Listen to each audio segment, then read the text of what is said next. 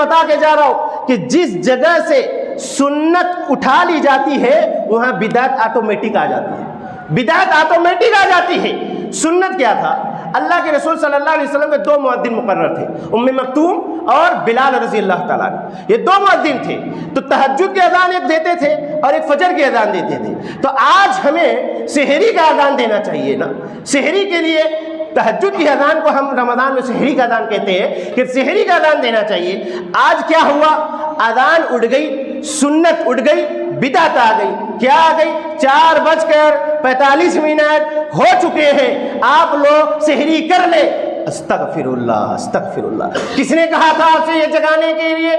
کہاں سے آپ کو اس کا ثبوت ملا بھائی؟ ٹیکنالوجی کا دور ہے، سب کے پاس وہ کارڈ بھی ہوتا ہے، موبائل کا دور ہے، سب کے کو معلوم ہے کتنے بجے ختم ہوگی۔ آپ کون ہوتے ہیں کسی کو حکم دینے والے؟ ایک ویڈیو تو ایسی آئی کہ میں دیکھ کر حیران ہو گیا، وہ کہہ رہا ہے کہ اٹھ جاؤ، ہم تمہارے باپ کے نوکر نہیں ہیں، ہمیں تجھ سے کس نے کہا کہ تم میرے باپ کا نوکر بن جا؟ کس نے کہا تجھے؟ کس نے کہا تجھے جگانے کے لیے؟ تو یہ نبی علیہ السلام کی سنت اٹھی، بدعت حاضر، بدعت آ گئی۔ اللہ کے نبی علیہ السلام نے افطار کے بارے میں کیا فرمایا؟ لا یزال الناس بخیر ما عجل الفطر، کہ میری امت کے لوگ اس وقت تک خیریت میں رہیں گے جب تک افطار میں جلدی کریں گے۔ اور تاخیر کرنے والوں، صحابہ سے زیادہ تمہیں محبت ہو گئی نبی سے؟ اللہ کے نبی علیہ السلام افطار میں جلدی کرنے کا حکم دے رہے ہیں اور ہم نبی کو ماننے والے مچل جائیں گے، پھسل جائیں گے، نبی کا دامن نہیں چھوڑیں گے۔ پکڑا ہے ہی نہیں، چھوڑنے کی بات کرتے ہو؟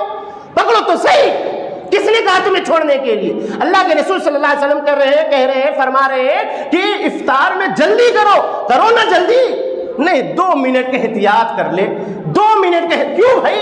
کس نے کہا؟ اسی وجہ سے اللہ کے رسول صلی اللہ علیہ وسلم فرمایا خیریت میں رہو گے جب تک تم افطار میں جلدی کرو گے۔ آج ہم خیریت میں نہیں ہیں، فتنوں کا شکار ہو چکے ہیں، آج ہم ذلت کی مار پڑ رہی ہے، آج ہمیں کوٹا جا رہا ہے، آج ہماری حالت خراب ہو رہی ہے۔ کیوں؟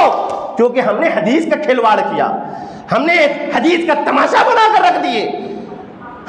آج جب ہم اپنے مسلمان بھائیوں کو کہتے ہیں کہ دیکھو دیکھو یہ حدیث ہے، دیکھو یہ قرآن ہے، اللہ کے رسول صلی اللہ علیہ وسلم کا فرمان ہے، یہ اللہ نے فرمایا ہے، کیا کہتے ہیں؟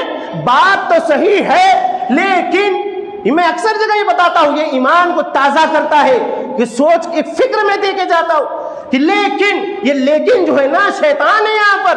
بات تو صحیح ہے لیکن چونکہ اتنی بڑی تعداد ہمارے خاندان سے تو ایسا چلا آ رہا ہے، امام صاحب تو ایسا کہہ رہے ہیں، ہمارے امام کے نزدیک یہ ہے، ہوگا آپ کے امام کے نزدیک۔ ہم سارے امام کی عزت احترام کرتے ہیں، ائمہ اربعہ کے ہم رحم اللہ علیہ ان کی عزت احترام کرتے ہیں، لیکن بات چلے گی تو اللہ کے کلام کی چلے گی، نبی علیہ السلام کے فرمان کی چلے گی، اور کسی کی بات بولو نہیں چلے گی، نبی علیہ السلام فرمان کی بات چلے گی۔ تو جب ہمارے اور تمہارے درمیان میں اختلاف ہو جائے نا تو قرآن حدیث سے مسئلہ حل کیا جائے گا، امام صاحب کو دیکھ کر نہیں حل کیا جائے گا کہ امام صاحب نے کیا کہا ہے۔ ہاں، امام صاحب کو دیکھ کر نہیں حل کیا جائے گا، قرآن حدیث میں کیا ہے اس کو دیکھ کر حل کرے کہ جب اللہ کے رسول صلی اللہ علیہ وسلم نے بتایا کہ آپ کو سحری میں تاخیر کرنا ہے تو سحری میں تاخیر کرنا ہے، ہمیں یہ خرافات نہیں بکنا ہے تو نہیں بکنا ہے، افطار میں جلدی کرنا ہے تو جلدی کرنا ہے، تب ہم خیریت میں رہیں گے۔ ورنہ جو کوئی بھی اس دین کے اندر چور دروازہ کھولے گا، یاد رکھو وہ ہلاک و برباد ہو جائے گا۔ من عمل عملا لیس علیہ امرنا فہو رد، جس نے کوئی ایسا عمل کیا جو نبی علیہ السلام سے نہیں ثابت، وہ عمل مردود ہے، چاہے جتنا بنا سوار کر کیا جائے، چاہے جتنا اچھے سے کیا جائے، وہ عمل مردود کہلائے گا۔ جس پر نبی علیہ السلام کی مہر نہیں لگی ہوگی وہ عمل برباد ہو جائے گا۔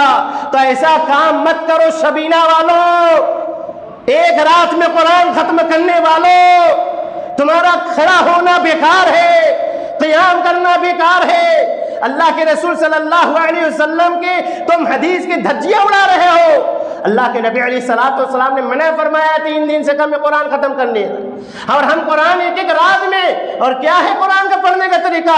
ہڑبڑ ہڑبڑ گڑبڑ گڑبڑ تالگن، یہ والا حالت ہماری ہے۔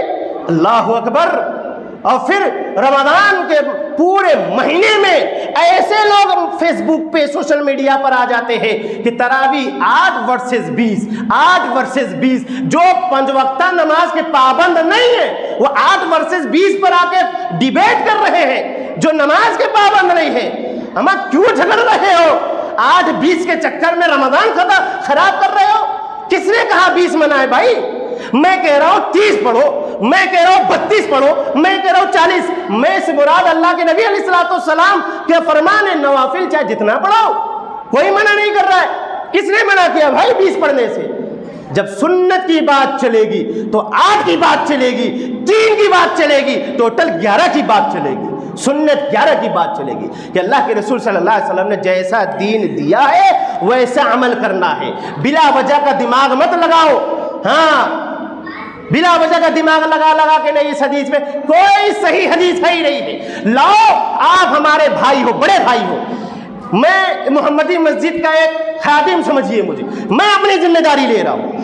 آپ مجھے دکھاؤ, آپ مجھے قرآن خوانی دکھاؤ, آپ مجھے امام کے پیچھے فاتحہ نہ پڑھنے کی دلیل دکھاؤ, آپ مجھے میلاد النبی میں جلوس نکالنے کی دلیل دکھاؤ, آپ مجھے فاتحہ کرنے کی دلیل دکھاؤ, آپ مجھے نظر و نیاز غیر اللہ کا کرنے کی دلیل دکھاؤ, آپ مجھے مزاروں پہ جا کے سجدہ کرنے کی دلیل دکھاؤ, آپ مجھے 20 رکعت کی دلیل دکھاؤ. انشاءاللہ اہل الحدیث کا ترا امتیاز رہا ہے. یہ سورج دیکھ رہے ہو, یہ غروب بعد میں ہوگا. عبداللہ محمدی پہلے توبہ کریں گے انشاءاللہ اور تمہارے ساتھ ہو جائیں گے.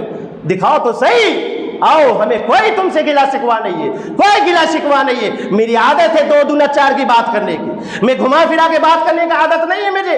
اس لیے جھگڑو مت. اس جھگڑے نے بہت خسارہ پیدا کر دیا ہے.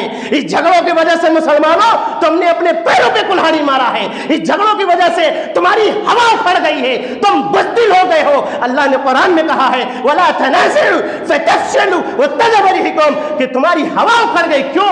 اللہ اور رسول اطاعت نہ کرنے کی وجہ سے, اللہ کی بات نہ ماننے کی وجہ سے, حدیث کی بات نہ ماننے کی وجہ سے تمہارے اندر بزدلی پیدا ہو گئی, تمہاری ہوا اکھڑ گئی ہے.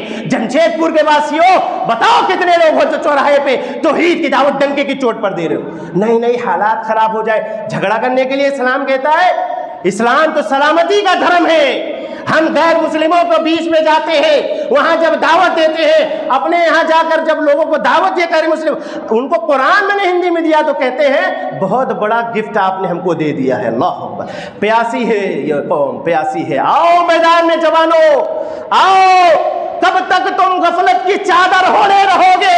تم کسی جبرائیل کا کیا انتظار کر رہے ہو؟ کیا کوئی نبی کا انتظار کر رہے ہو؟ تو سن لو, غلط فہمی دور کر لو. نہ کہے نہ کوئی جبرائیل آنے والا ہے, کوئی نہ نبی آنے والا ہے. ہمیں اپنے آپ کو خود سدھارنا ہوگا. اللہ تعالیٰ قرآن میں کہتا ہے ہم اس وقت تک اس قوم کی حالت نہیں بدلتے جب تک قوم اپنی حالت خود نہ تبدیل کرے.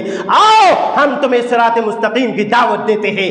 آؤ, اللہ نے ہمیں 2 ہاتھ دیا ہے. ایک ہاتھ میں کلام پکڑتے ہیں رب کا, اور ایک ہاتھ میں حدیث پکڑتے ہیں.